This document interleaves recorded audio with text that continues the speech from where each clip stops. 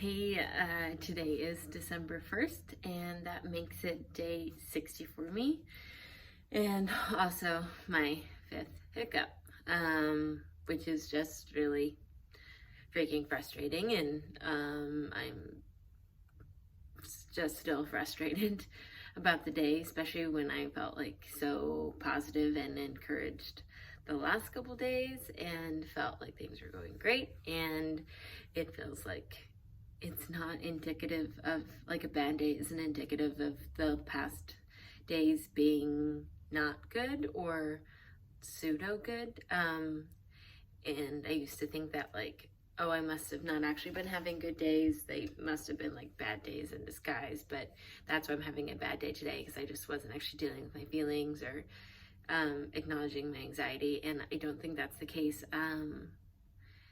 I think that like when I've been having hiccups, that a lot of them have they've been triggered by situational things, and sometimes they've been like bigger anxieties that I need to deal with, and those are good. But some of the actual eating disorder behavior has actually been way more triggered just by the presence of food and an outlet in that way. And so yeah, it's like the hiccup today was again just like because of my proximity at work to like expired pastries and that outlet. Like I wasn't particular, like I'm feeling stressed about things, but I don't think it would have been a hiccup day had those trigger foods not been around. And I just have like struggled so much with feeling like I don't want to say that I can't eat anything or there's like no food is permissible, because I do think, especially since I don't have allergies to things, like it's in form of disorder to say that some foods are off limits. But and so feeling like I had to say that that foods that I'm around are off limits is just like another form of the disorder, not actually recovery. But when I think back, like over the 13 years, so many bad days have been a result of being and working around pastries. And that's so fucking frustrating. And coming from someone who's had a pie business, and that was hard. And I hated the feeling like I couldn't do certain things or couldn't be in certain industries because of my proximity to food. But and I don't think that's necessarily the case, but I don't know. I have an appointment with my new dietitian on Friday, and that's great. And it's just, this isn't something that is like such a immediate struggle and cause of like initial triggers.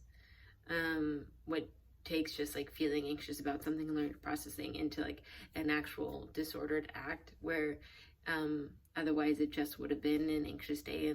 And so it's more frustrating. It gets compounded by an actual act instead of just having an off day and feeling overwhelmed. And I just like also just felt terrible. It's like a sense of anxiety building after like having like binged and purged and off of these expired cookies, and that I just knew like I didn't have the capacity for everything I planned for the day. Like I needed to cancel drinks with a friend.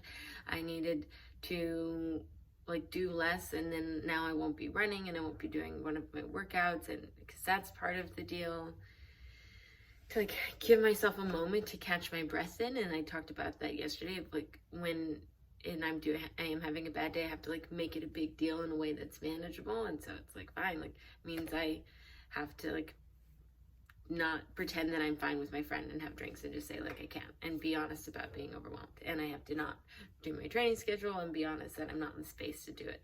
And I've got to like strip down and do less so that I have time to catch up to myself. But I am just frustrated that it had to be, around an actual disordered act and a hiccup when it didn't need to be that. And it was that because of a lack of boundary. And so